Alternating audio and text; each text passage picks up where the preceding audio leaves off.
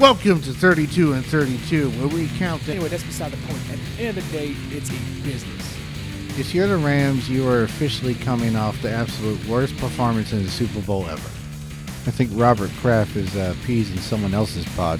I mean, y'all Super Bowl wins are so old. I mean, the rings are probably to dust right now. So, Not about the Eagles today. We're talking about the Bears.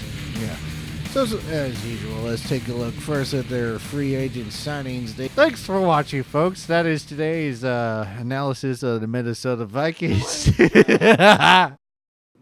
All right, welcome back to 32 and 32, where we break down each NFL team, one per day, 32 straight days, all leading up to the kickoff of the season on Thursday Night Football.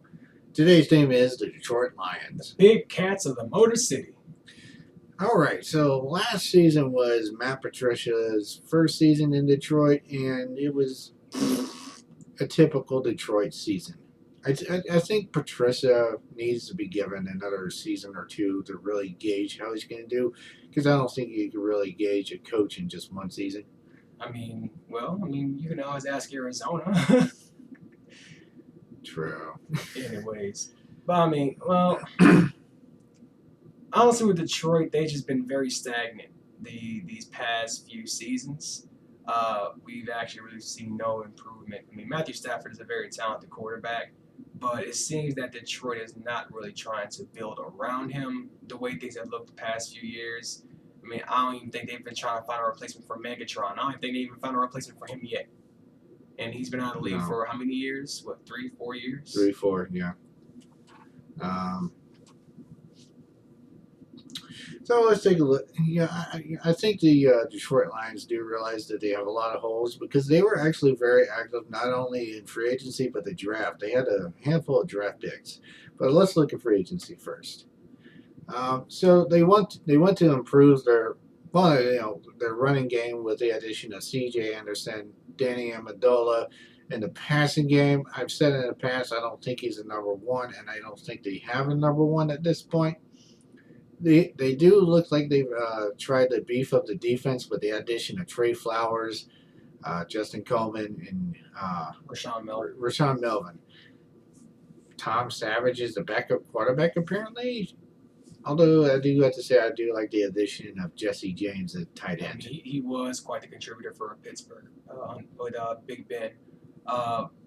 I did see a little promise in their offense last season, especially the performances of Kerryon Johnson, who was their draft pick from Auburn last season.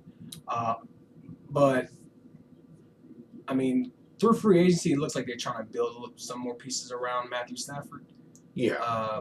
Because Matthew Stafford is the face of their franchise. He is their franchise quarterback, but he has barely seen any type of success in Detroit. Yeah, and C.J. Anderson would give them depth of running back and really, I think, complement Kerryon Johnson, which, if you want a really successful offense right now, it seems like the current trend is to have 1-2 punch. Exactly. I mean, you look at C.J. Anderson. He was with the L.A. Rams for a very short period of time, but just the way he was able to back up Todd Gurley and be able to complement him was definitely a plus for LA in the playoffs, and he definitely made an impact for them. So C.J. Anderson really proved his worth last season. I mean, despite being quite the journeyman last year, I feel that Detroit saw something in him and they brought him on. So having him and Kerryon Johnson in the backfield, being that 1-2 punch, is going to really help Matthew Stafford out, and it's going to take a lot of pressure off him. Yeah, and I find it interesting that they brought in Jesse James at tight end, because it looks like they're about to give up on Pettigrew. It seems like it. And they also drafted a tight end in the first round. Yeah, we'll get to that in a bit. I mean, the Detroit just has so many holes all over the place, really, when you think about it. And they kind of always have. What has gotten to the playoffs in the past has been their offense, with Calvin Johnson and Matthew Stafford. A little bit of a running game there, which they really haven't had much of a running game since Sanders. That is true. I don't think they even had a 1,000-yard rusher since Sanders, right? Yeah, Barry. Good old Barry Sanders. But I think Kerryon Johnson can carry that mantle. I mean, Kerryon Johnson showed some flashes of potential last year. He showed a little Yeah, promise last year. I do like Johnson. I think if they can develop him right, he could be a really good addition to that offense. But anyway, let's look at the draft. They had a bunch of draft picks and were pretty active and all over the place because they just have so many holes. But let's pull that up. Their first round pick was, like you said, a tight end, T.J. Hawkinson.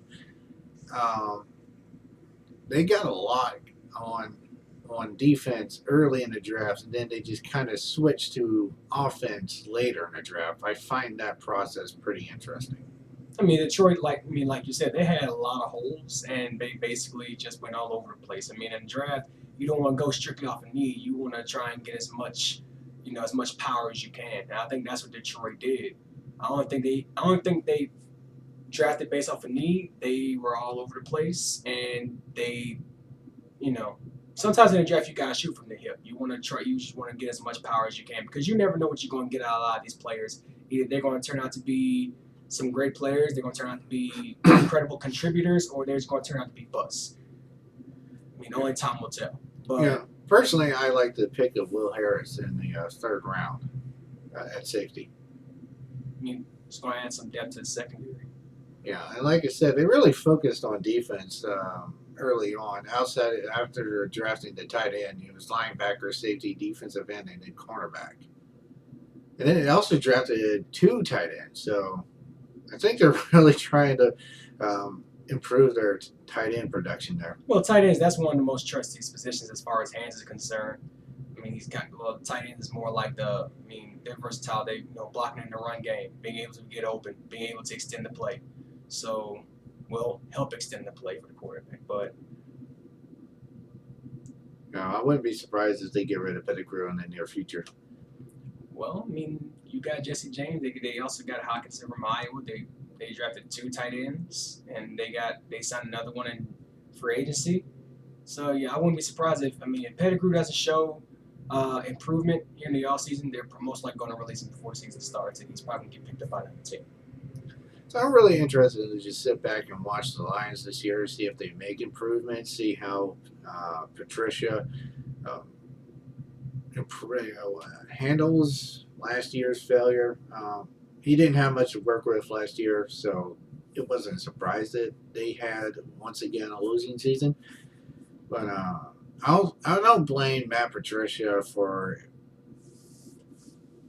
I don't blame him for the losing season, to be honest with you. Well, this is his first year. He's been in New England so long. He has to get more adapted to the system. Being a head coach. This was his first head coaching job. Mm-hmm. So, he has to get more adapted to it. He has to get used to it. He has to get adjusted. So, this first season, he was able to gauge out what his team needs improvement on, what his team can sustain. Now he knows what his team needs. Now he knows what his team can keep. And I feel that Detroit could probably be more successful. Will they win the NFC North? Absolutely not. But I think there's going to be some improvement. There should be some improvement. The NFC North... They're not going to beat Chicago. No, oh yeah, that's right. Chicago's in the North. No. Yeah, Chicago's probably going to repeat. They're probably not going to beat Minnesota. You're right. As far as Green Bay is under a brand new regime, so I can try to give them a chance against Green Bay. Maybe. Aaron Rodgers don't have a lot of targets around him. Just saying. But that's another story for another day. So I think that kind of wraps up our analysis of Detroit. Another episode in the bag. And looking forward to tomorrow's episode. See you.